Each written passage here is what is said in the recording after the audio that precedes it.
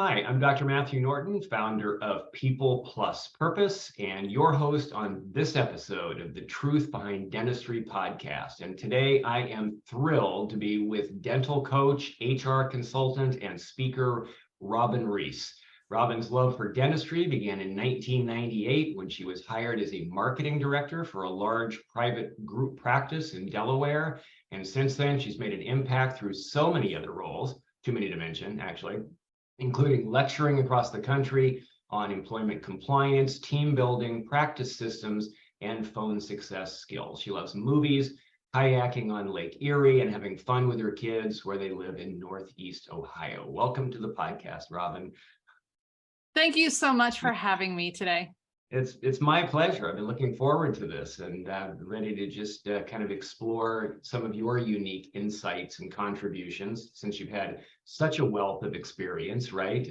Right. Quite a few years, a lot of different roles. Maybe for a minute or two, you can amplify a little bit on kind of that passion that got ignited in dentistry and how that's carried through some transitions. I would love to.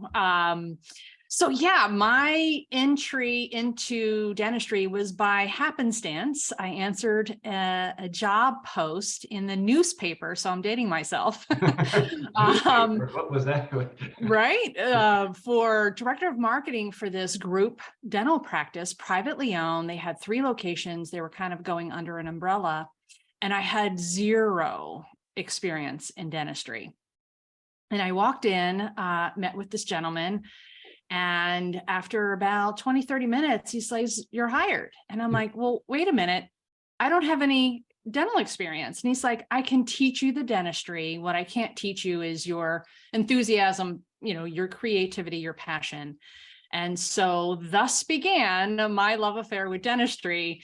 And I was so blessed to work with this incredible group of dentists, 14 dentists, 3 locations, about 150 employees at the time. And I just sat in the operatories and took notes. And I knew if I was going to have to communicate to the public about dentistry, then I better learn it. Right. And since then, that was back in 1998. And since then, I have sat in a seat and worked with hundreds of practices, from small single solo doctors up to group practices like the one I worked with in Delaware, and haven't looked back. And I even threw in time at a dental lab. So I kind of closed the loop on my dental education on understanding the behind the scenes, what happens with that craft.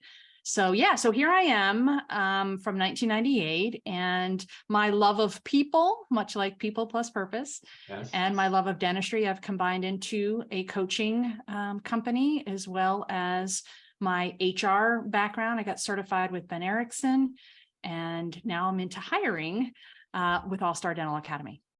Nice, very nice. And one thing I love about all of that is that those unique, just varied experiences inform the insights that you've gleaned and strategies that I know that you can bring in this window of time that we have together. So I appreciate that. Sometimes those nuances add more value, I think, than sometimes where somebody's just kind of done one thing all that time. So I'm absolutely I'm kind of curious as to where this may take us, informed by those different experiences. So since it's been a while and you've in dentistry and you've seen a lot of things, then what would you say are some of the current time challenges that dentistry is facing?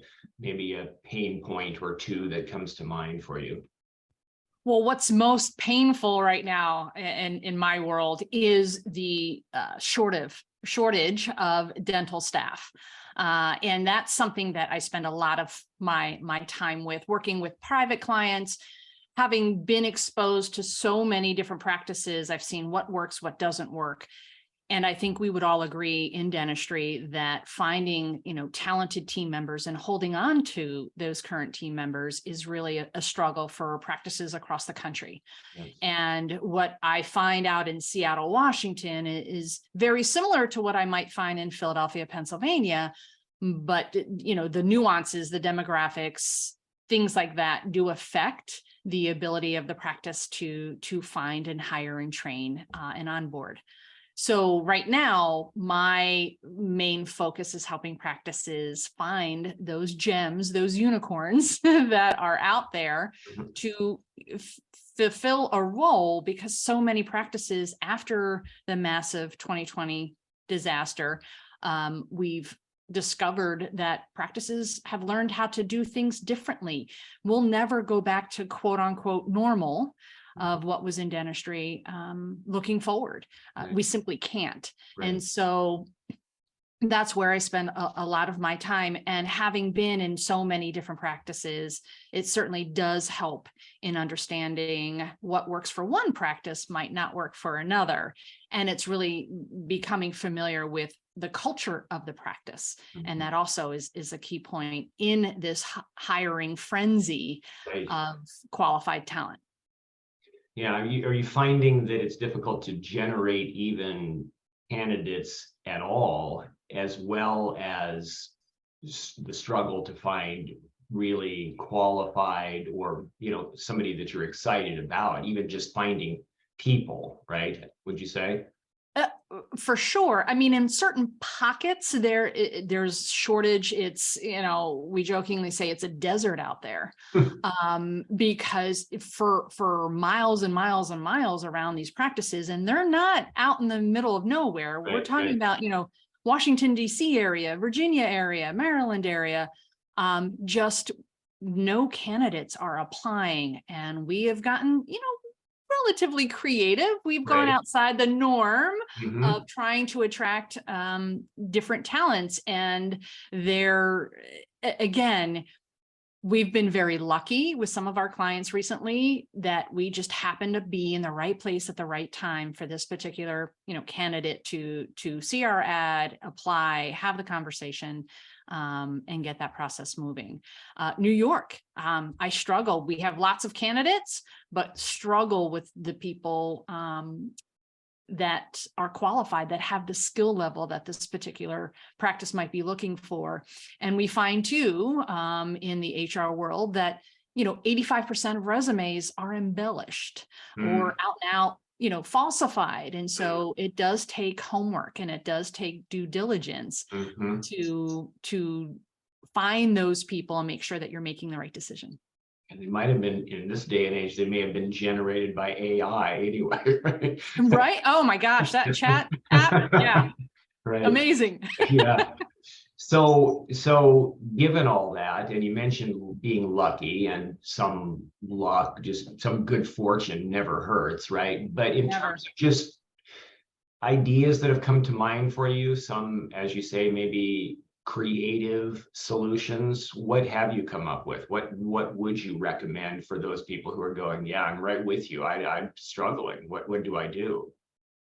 I wish I could tell you, Dr. Norton, that there's a magic bullet, but there isn't. Okay. I know, right, forget it, we're done. Sorry, right? Everybody. Yeah. No magic bullets. I so wish I could do that. However, here are a couple of things that I know that really make the recruiting process easier. Is, if the practice has a very clear understanding of the type of person that they want. And so they're very articulate in the skills and roles and responsibilities of this particular applicant or candidate. The type of personality, the traits, the things that they're looking for, as well as the culture and the reputation of the practice. We've run into some situations where the practice had a very poor reputation in the community, and we found it very, very difficult to change that in talking to applicants. So making sure that, again, that, the practice is doing a really good job marketing and making sure that they have 5-star reviews, because applicants nowadays have multiple offers at any given time. And so they have to do their homework too. So it makes it easier when the practice, does have a good reputation and they're clear about what they're looking for. And as far as getting creative, going beyond what we normally do, we do at All Star Dental Academy, we have a 3-step process. It's a phone interview, Zoom interview, and then in-person interview.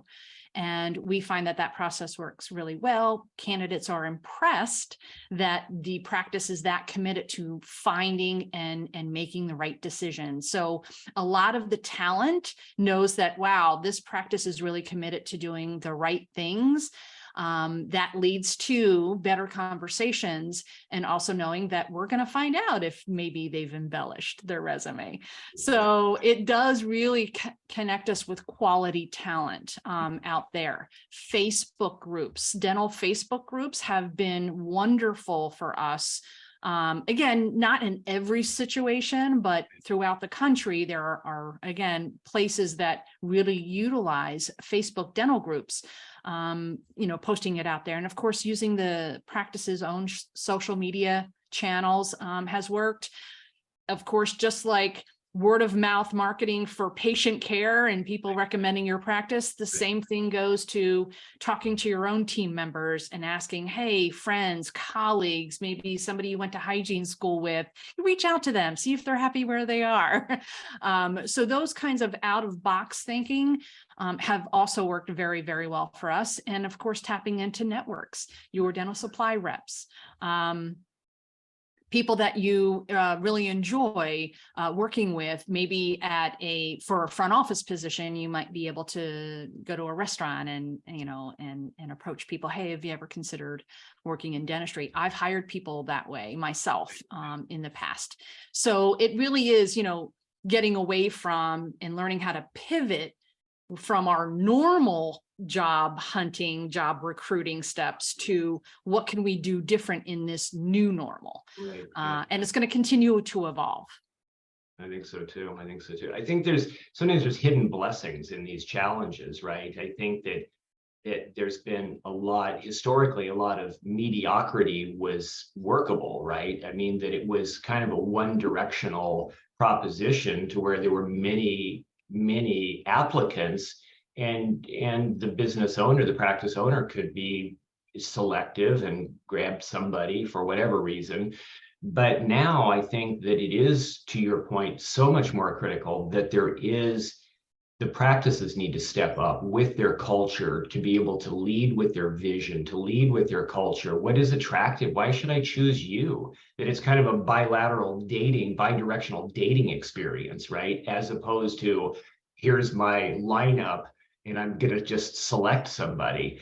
And then also, I think too, the other thing that comes to my mind is that given how difficult it is to find and train, equip people, it becomes that much more important that we create the culture, that there is something amazing that happens for team members so that they never want to leave, right? It's my gosh, people keep absolutely. lamenting the difficulty. I say, well, let's, like you say, get more creative about how we might attract them. But on the other hand, let's make sure we do everything to make this something to where why would they want to go? Right. And, to your point that we as dentistry have to do, I think, a deeper dive into those culture pieces. And, to define what culture is, it's basically how you do things, right? It's what you believe in. It's your marketing. It's how you treat your team, how you treat each other, how you treat your patients. It's everything. It's the culture. It's the work environment. And I know that a lot of applicants I speak to, one of the reasons that they're looking is because they don't feel appreciated. Right. They don't feel recognized. And I also know that, there's that term quiet quitting, that is like nails on a chalkboard for me. But the idea of, asking more and more of our existing team when we're short 1 or 2 or 3 positions, and people just getting burnt out. And it's those stay interviews. It's really creating opportunities to check in with your team members, to say, how's it going? How are you? How are you doing? Not job related, but just, I care about you as a human.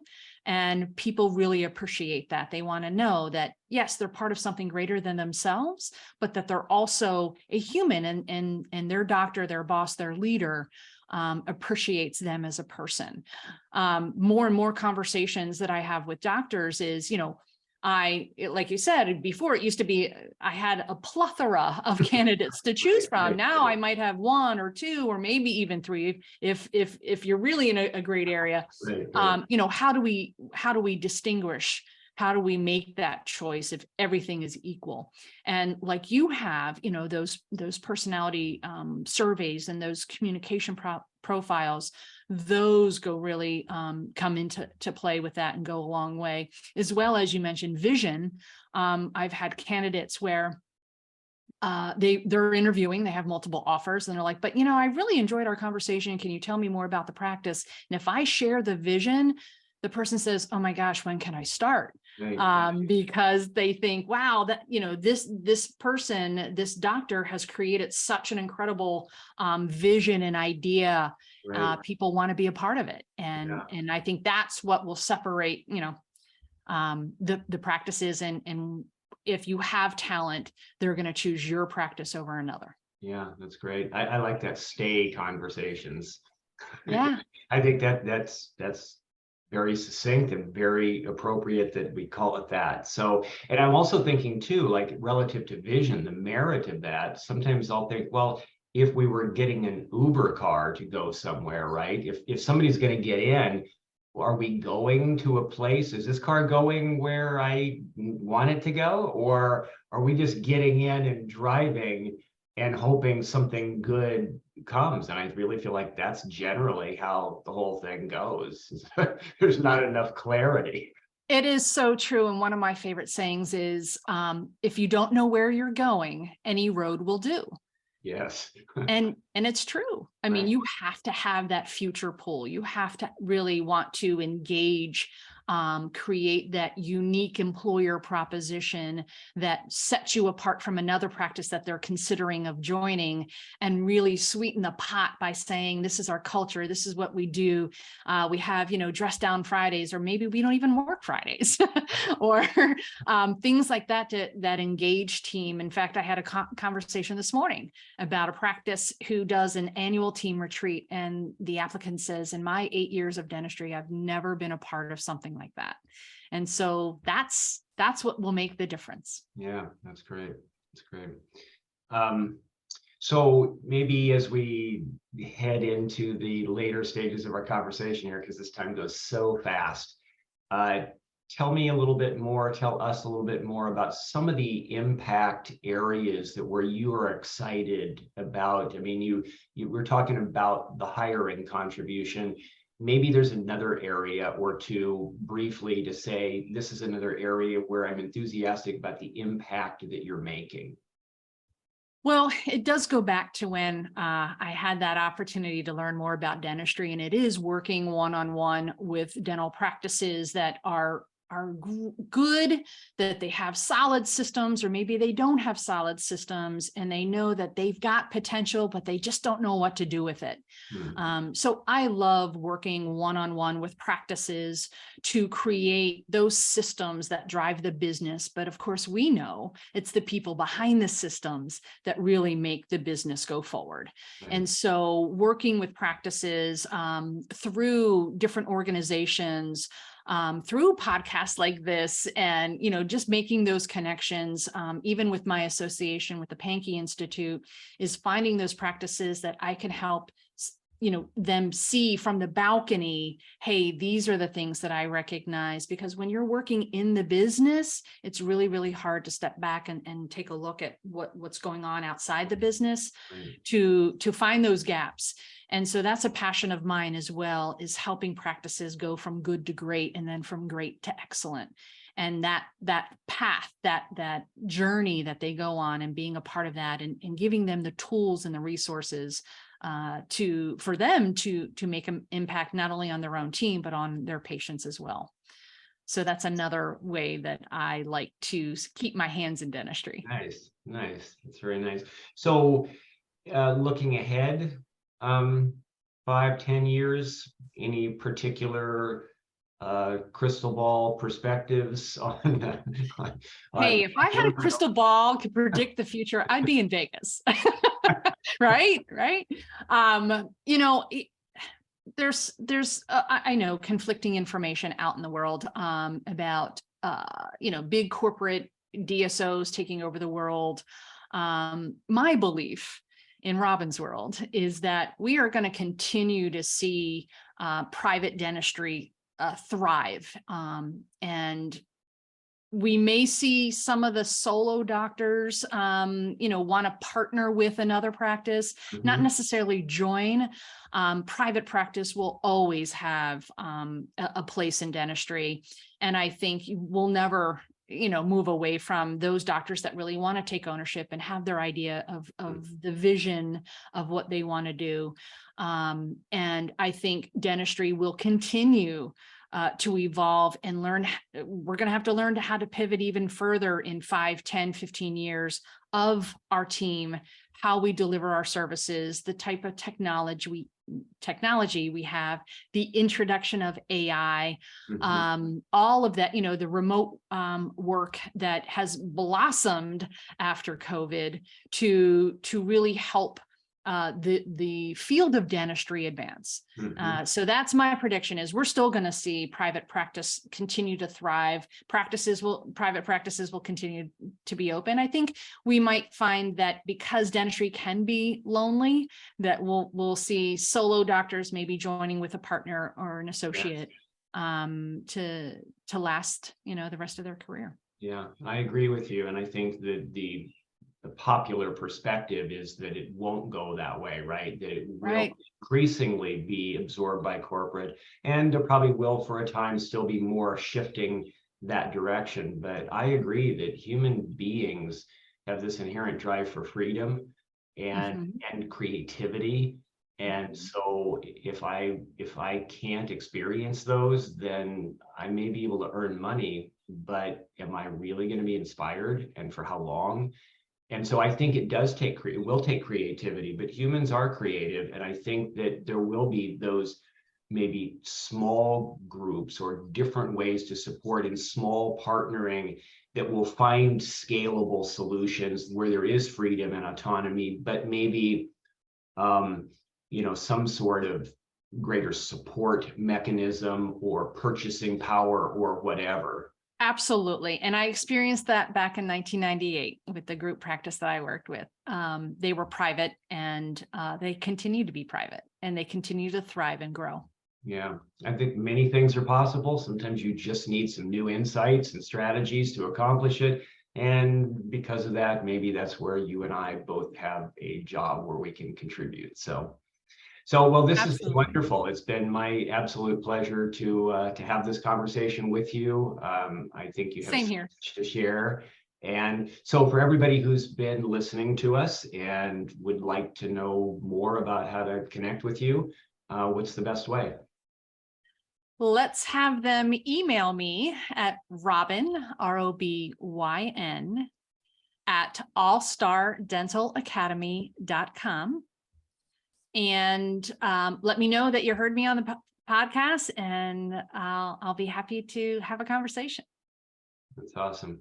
Well, I appreciate you, and I appreciate your time and your contribution today. And I appreciate everybody who has been listening to us. And I just want to say again, this is Matthew Norton with People Plus Purpose, and I've been with Robyn Reis. And we look forward to seeing you next time. Thank you. Bye. Bye.